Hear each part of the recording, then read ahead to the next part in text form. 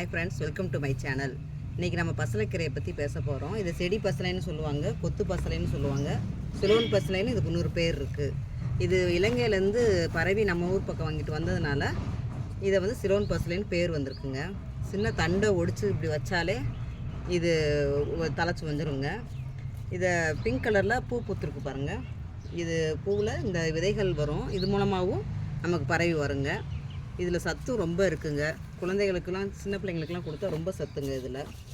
இது நம்ம பாடியோட ஹீட்டையும் நம்ம உடம்பை குறைக்கும். இதில் மினரல் சத்து, விட்டமின் சத்து எல்லாம் இருக்குங்க. இதில் ஒரு 2-3 தொட்டி நீங்கள் வச்சிங்கன்னா நம்ம வீட்டுக்கு வேண்டிய கீரையெல்லாம் இதுலேருந்தே எடுத்துடலாங்க.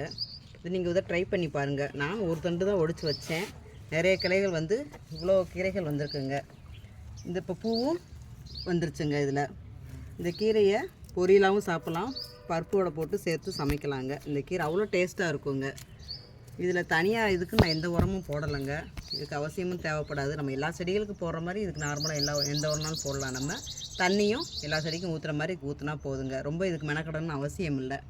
எப்போ போல தண்ணி ஊற்றினா போதுங்க.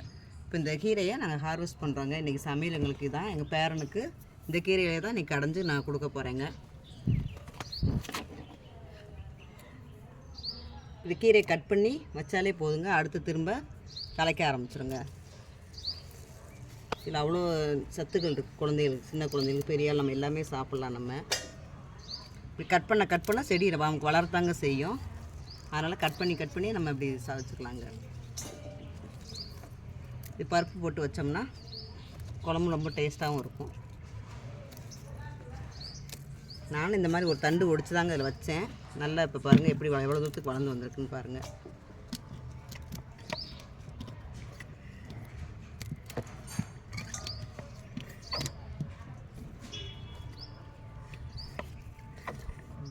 பூவிலேருந்து ஒரு காய் விதைகள் வருங்க. இந்த விதை மூலமாக நம்ம அடுத்து வேறு தொட்டில் போட்டும் பறவை போடலாங்க. நல்ல பிங்க் கலரில் அவ்வளோ அழகாக இருக்குது பாருங்களேன். இதோட பருப்பு போட்டு வச்சா ரொம்ப டேஸ்ட்டாக இருக்கும். Okay friends, thank you, by.